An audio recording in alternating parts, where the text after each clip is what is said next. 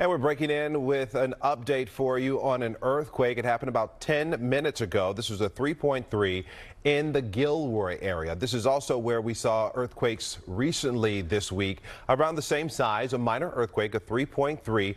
At this point, we've heard no reports of any injuries or damage. But of course, when an earthquake happens here in the Bay Area, we want to be the first to bring you those updates on it. That's right. So this is near San Felipe Lake, not far from Gilroy, along 152 or so, and along the Calaveras Fault.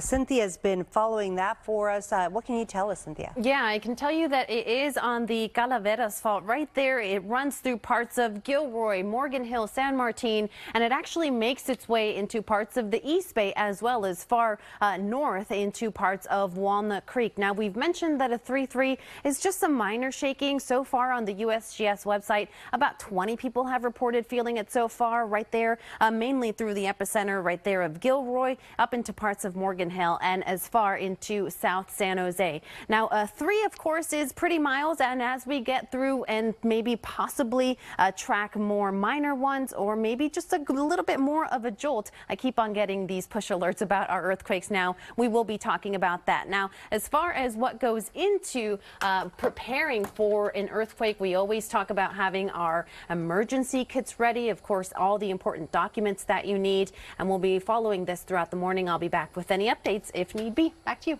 All right. Thanks, Cynthia. So earlier this week, we saw 2 back-to-back in the same area. So if that happens again, we'll let you know.